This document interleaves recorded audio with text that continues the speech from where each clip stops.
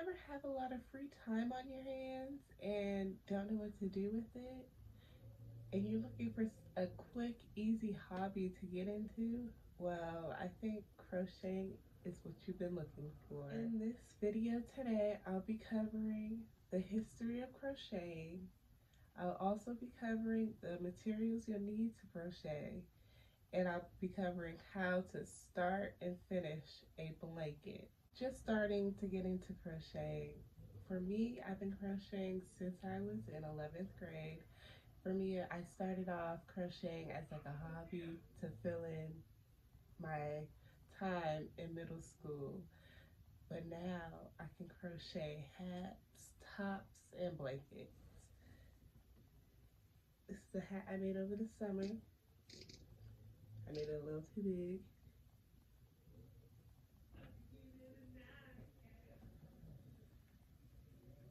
And these are one of the tops I made over this summer. And as you see, crocheting can be very rewarding at the end because you can wear it. But first, let me tell you about some history about crocheting.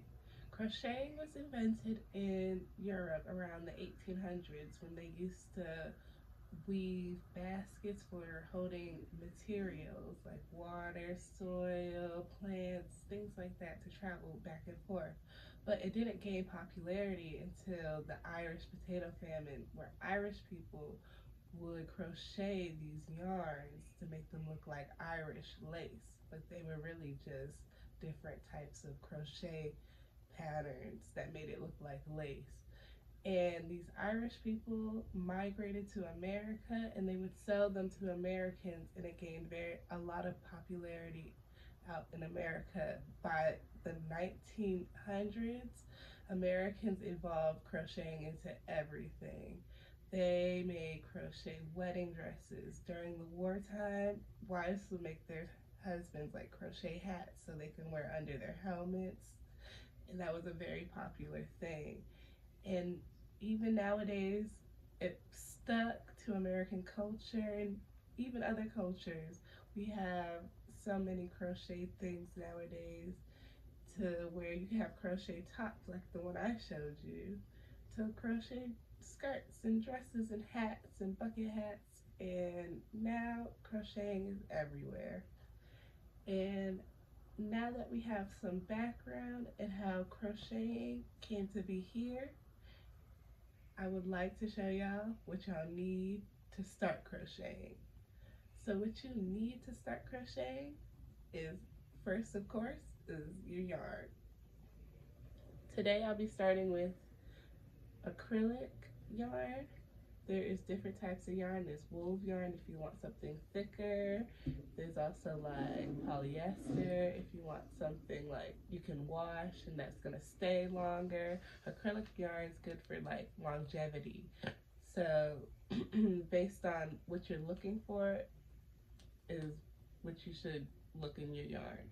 And also every yarn comes with a measurement. So this yarn is 5 millimeters. You'll probably find it on the back or on the front. So this one's 5 millimeters. So with that being said, you'll also need a crocheting needle. When you buy your crocheting needle, make sure it's the same measurements as your yarn. Mine is 5 millimeters on here also. So make sure it says that. It would always say it on the front or the back. The third item is scissors. Scissors is very important for this, to cut the yarn whenever you're finished or whenever you make a mistake or have to go back. And the last thing you'll need is your good old hands, which your mama gave you. Now that we covered what you'll need for this craft, let's cover how to make a crochet blanket. First thing you'll need to learn is how to do a slip knot. A slip knot is what you'll need for every crochet thing you make. So basically, I say use the hand you're dominant with and the hand you're not dominant with to hold this. So you want to wrap this around your finger with the end that's going to be your tail. Hold it like this. Then you're gonna take this end piece, right? And keep holding it at the bottom. Wrap this also around your finger like that. And just pick up. You can even use the crochet needle if you want to. But you can just pick this up, put it over, and pull down. And then you want to insert your crochet needle in. And that's how you start your slip knot. After you have your slip knot, you want to start building your chain. So when you build your chain, you want to do like this motion. You want to put your crochet needle under the thread. You see it kind of goes under it. Go above, grip it down, and pull that piece right through that hole. And you want to do this motion about, I want to say like, as long as how long you want your blanket. But I'm going to do probably like 10 because we ain't got time for all that today.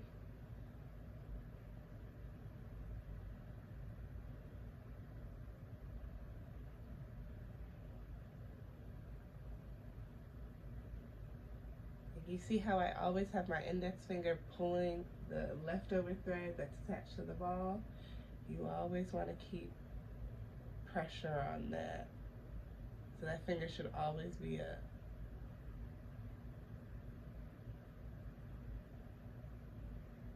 And you see, now this is my chain. This is what we call a chain. This is the base of everything you make.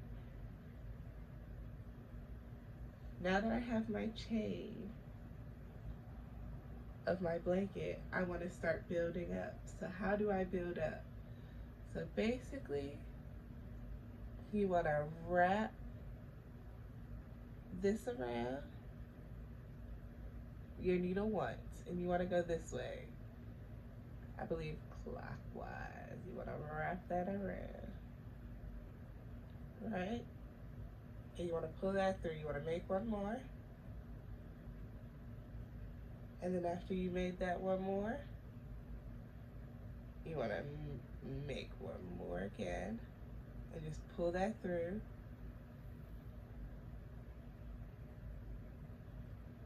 And then you want to flip it. This is where it gets a little weird. You want to flip it.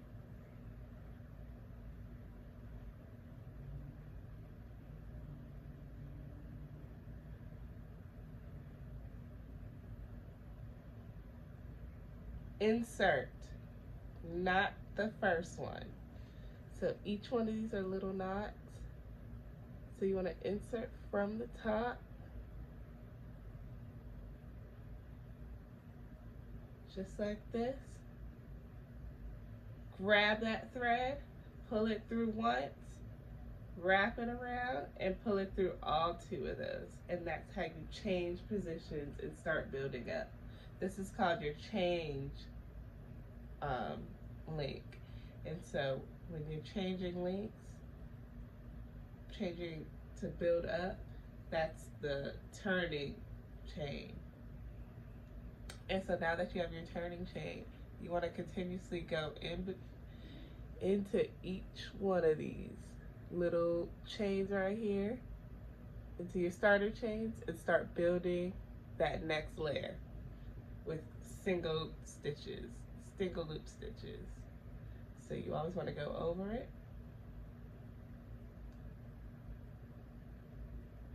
Insert to that next one.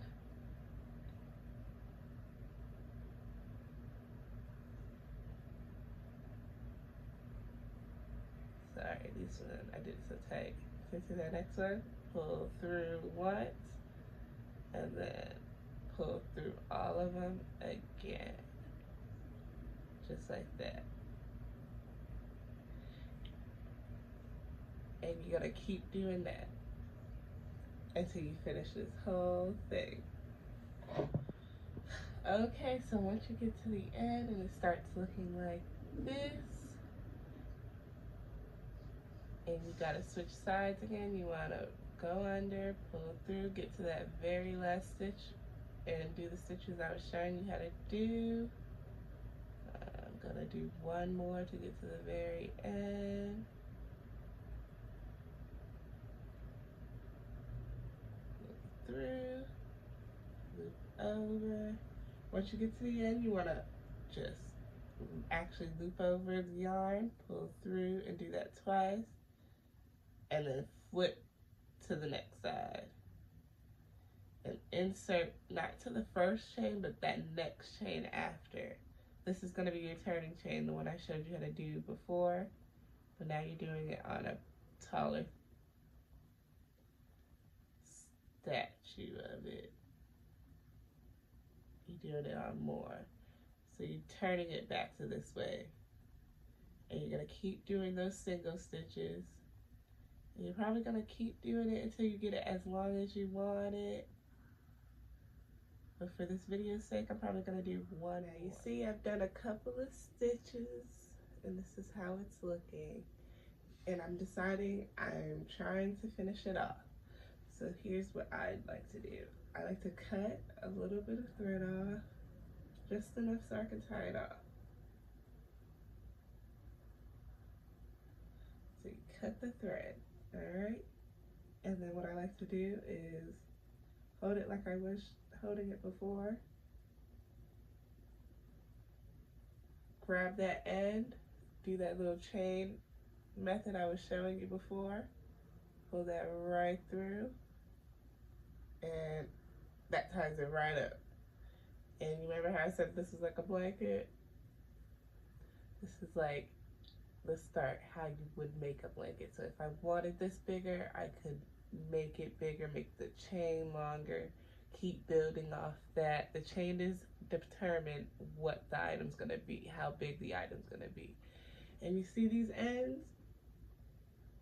These ends, you can just cut right off because it's now tied and secure.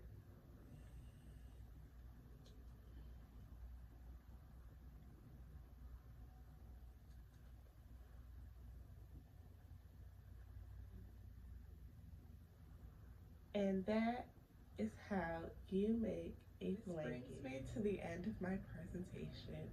Today I have covered the background of crocheting and how it became so popular here in America. Then I talked about the materials you'll need to start and finish a blanket and how to finish and start off your blanket. So the next time you are sitting at home with free time, remember what I taught you. Pick up a crocheting needle and pick up some yarn from Michael's and make yourself a blanket. Not only is it fun and calming, it's also rewarding with something you can actually use, like my hat. I hope y'all learned something today. This is the end of my presentation. I did use sarahmaker.com how to trace how to learn to crochet again, and I also used twistedwheatohio.com to learn the background of why crocheting became so popular here